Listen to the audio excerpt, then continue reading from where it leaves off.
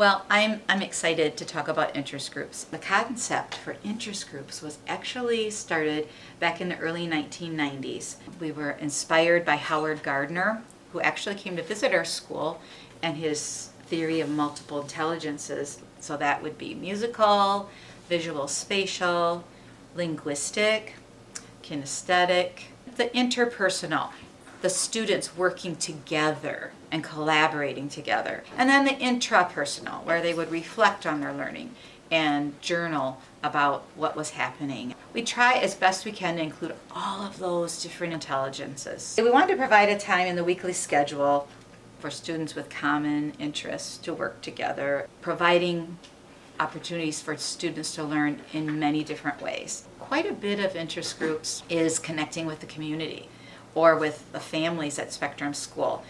We have parents who help with the interest groups, like I said before, that can come in and share their passion and their expertise.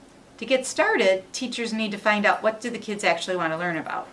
It's easy to think about what we want to learn about, things that we like, but we have to remember it's about the kids. So surveying the kids and finding out what they're curious about.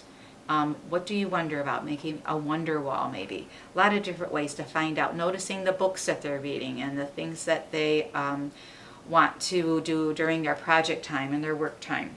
It just provides such an opportunity for students to have choice in what they want to learn about. Kids don't get to choose what they want to learn about very much. We believe at Spectrum that a student should have a voice and choice. It makes learning so much more engaging for them and so much more authentic.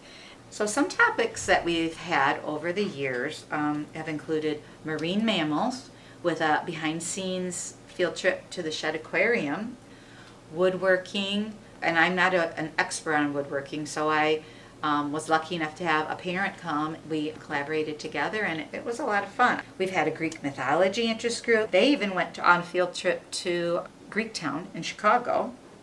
Writing graphic novels. Toad Hall was a wonderful field trip to go, and just loaded with comic books and graphic novels and talk to the experts. Magic. We had a mosaic interest group, which included an artist in residence. Cooking, so many different cooking interest groups.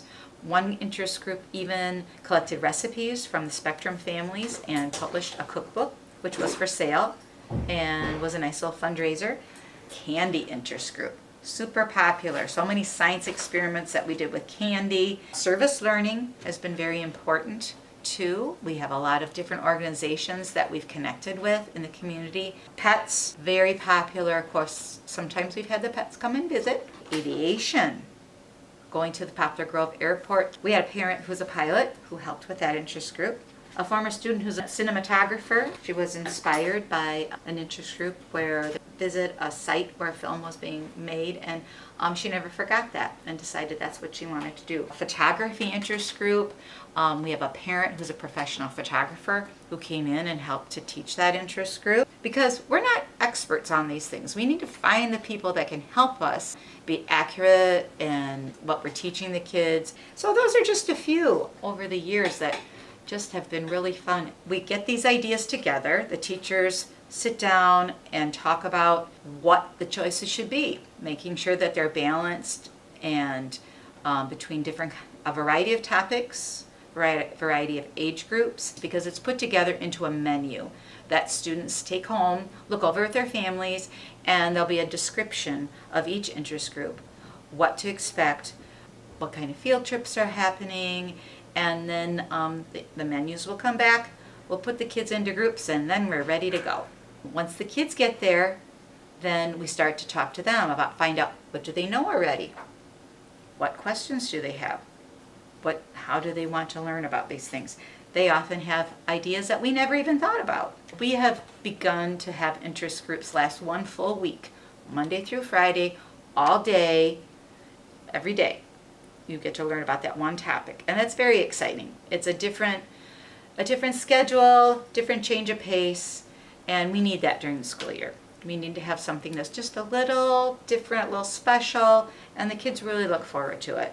I've had students who maybe we're in my classroom in the past and now we're back together again and can get reacquainted. I learned so much. And that's the other thing. When I'm getting ready for the interest group, it's a topic that I know I'm familiar with, but I'm not an expert. And so I love learning as I prepare and creating the resources and getting the people together. I've met so many wonderful people in the community. So we're busy all week collaborating with our multi-age groups, making models, videos, putting together different ways to show what we've learned together. And it all comes together on our interest group sharing night, which is a time where we showcase our projects. The kids are so proud to have their families come and see the work, and not only their families, but all the Spectrum families go through the rooms to see what's been happening, and they ask questions, they ask the kids questions. They're so excited to explain what they did. And we've had musicals, we've had different plays, we've had videos, so many different ways for us to share. It's just a fun week. The kids then at the end, we do a wrap up and they reflect on what they learned, maybe there's something that they didn't learn about that they want to keep on learning about. Interest groups just continue to evolve. Older and younger students working together, collaborating, and going into depth with passion. Finding out they don't know everything that they thought they did about the topic, and just taking it to the next level. It's been fun for me as a teacher to be a part of interest groups and to work with the kids. I look forward to finding out what's going to be next. I'm already thinking about what I'd like to do for my next interest group. You always kind of have that in the back of your mind. So that's interest groups. What do you think?